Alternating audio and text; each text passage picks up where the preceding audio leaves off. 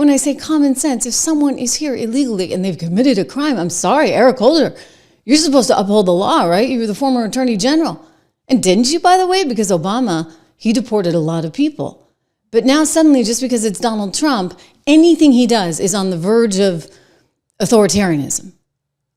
Guys, that doesn't make sense. You know, it's like the little boy who cried wolf, and like after a while, you just kind of lose us there. We've got breaking news right now. We have just learned that the court has ruled that Donald Trump can deport that Columbia University student, not Colombian, but Columbia University student, Mahmoud Khalil, who has been kind of a rabble rouser, shall we say, to say the least, because they had to actually shut down classes and they had to actually shut down graduation there at Columbia University. And it's a movement that took off all over the country. And the administration's like, you know what?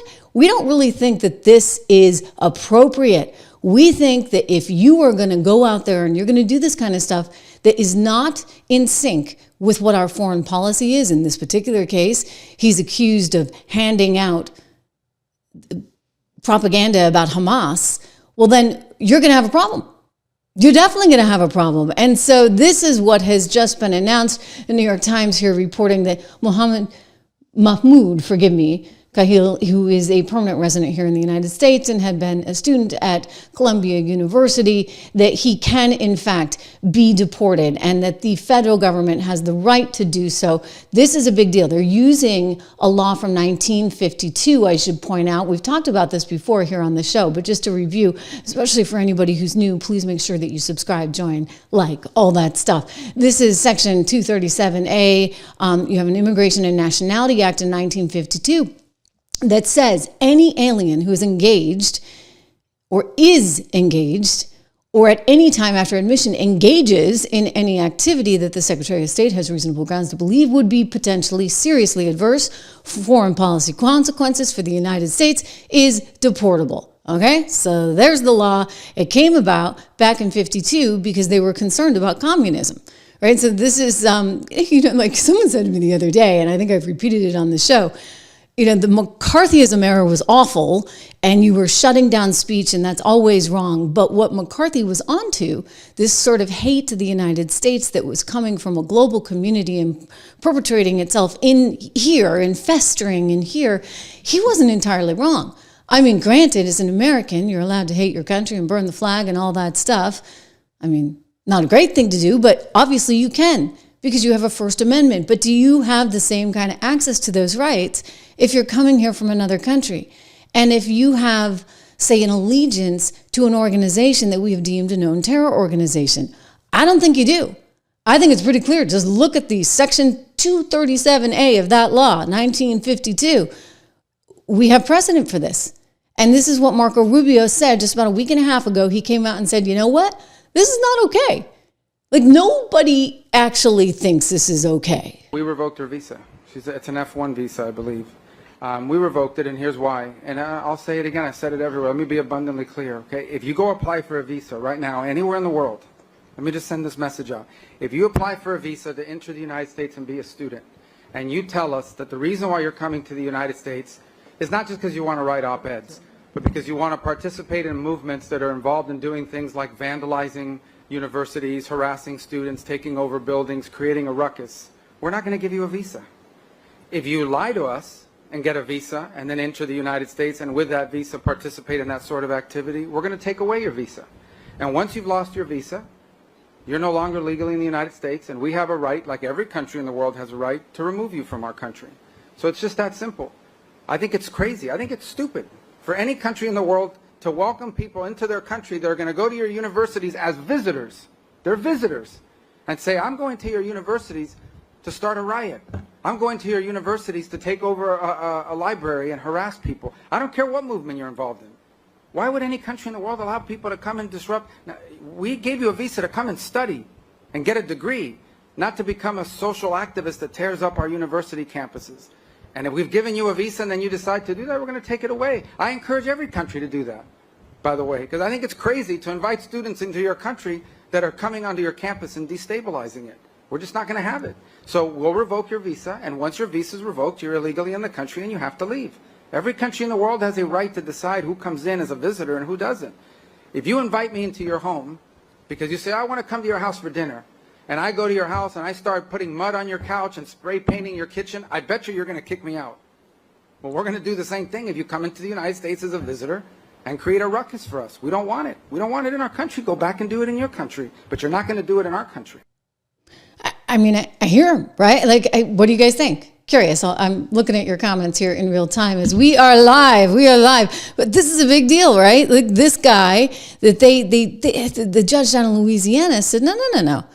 Absolutely. There is a right to deport them. So now this is going to get escalated. Apparently they can't do it just yet, although you never know, right? Like with this crowd, remember they had those criminals that were on the plane en route to El Salvador, and then you had the judge come through and say, no. And then you had all these questions about when did the plane leave and why didn't you turn it around? And they said, well, it had already touched down in El Salvador, so it was sort of game over, and people are all worked up about that.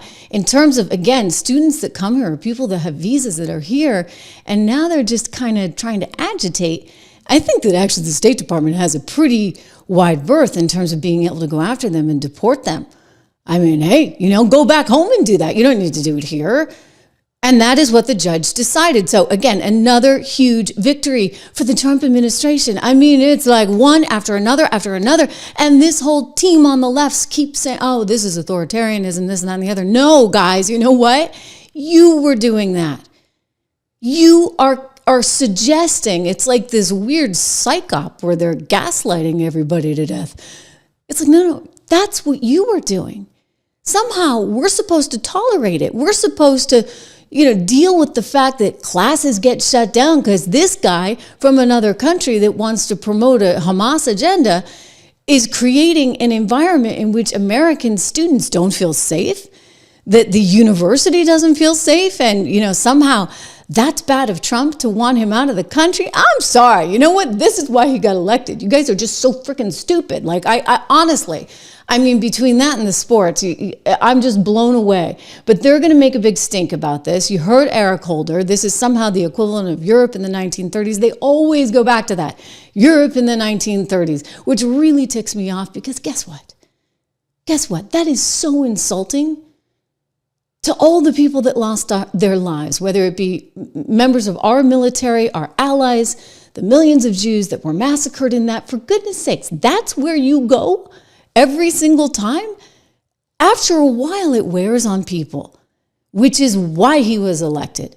And you know what? He'll continue to see that MAGA movement thrive the more you guys do it, which is why I think, you start to see some acquiescing, maybe by the left, from Gretchen Whitmer there. That was weird. In the Oval Office yesterday, Gretchen Whitmer, governor of Michigan, the one that just loved all those shutdowns, and she, was policing things so that you couldn't even go to your vacation home down the street there in Michigan. She wouldn't allow you out of the house. She is now maybe sort of kind of coming on board because, she's got manufacturing jobs that she needs to protect there in the state of Michigan. And then you have Gavin Newsom out in California who had Steve Bannon on his program recently. And everybody's horrified by that. But I think what some people on the left are realizing is that Donald Trump has stolen their thunder, because you can't just sit there and say no to everything that he suggests, when so much of what he suggests is actually just being normal and practical. But no, they want to have sanctuary cities and allow for criminals to stay. And by the way, your taxpayer dollars are going to support those criminals that are then in prison. It's so twisted and messed up. We've got new news on Alina Habba, you remember her, one of Trump's attorneys. She's out there in New Jersey now, and she's got a gig there as the top prosecutor, and she's going after the governor, Phil Murphy, there in New Jersey, as well as the AG, because she's saying, you guys can't do this sanctuary thing. It doesn't fly. It's against the law. So I guess we can hold you accountable. And you know what? That's going to fly in court, guys. That's not going to be a problem, because Alina's right when she says, and she said today, anybody who gets in the way of President Trump's, you don't even have to, it doesn't even have to be Trump. It could be the federal government's efforts, right? Just to take some of the sort of hostility and emotion out of this. Let's just say it's the federal government, period, who gets in the way of these efforts to deport migrants will be charged for obstruction for concealment. I will come after them hard. So there's a threat there from Alina. Don't forget, Pam Bondi's going after Letitia James there in the state of New York, as well as Kathy Hochul. So same thing going on there in New Jersey with Alina going after Phil Murphy, the governor, as well as the AG there. I mean, these sanctuary states are going to have to get with the program, or else, by the way, you're going to be cut off too. No more money. No more money. Tom Homan, on with my former colleague over at Fox Business this morning, said it well.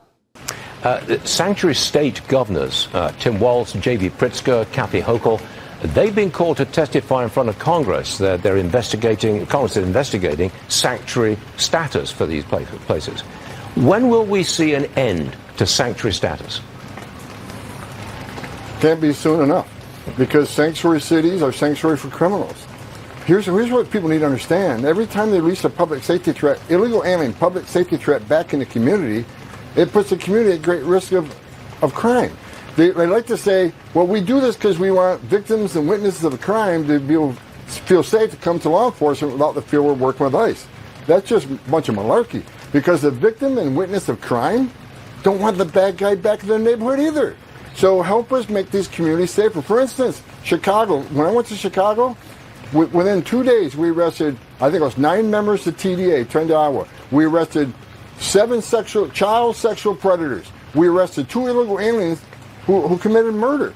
So we are trying to make the community safer, and sanctuary cities should be helping make their communities safer. We're not asking you to be immigration officers. We're asking you to do the job you're supposed to do. Your number one responsibility is to protect your communities. Help ICE protect your communities. Yeah. I mean, ICE has a job to do. Why are you going to get in the way of what the federal government has to do? Like, it's kind of an important thing, the borders. And they're there to help keep everybody safe. And yet you want to get in the way of this. It's really, really getting bizarre. I'm just saying. So Alina Habba is now making this her platform in the state of New Jersey. I told you guys the other day, as soon as she got this gig, I said, this is going to be really tough for the Dems, because she's going to actually go after all of them that are effectively in the way as much as she can on the state level, right? So she has to go after the governor and the AG, that they're in the way of helping the federal government, not just helping, they're in the way, they're impeding the federal government from doing its job.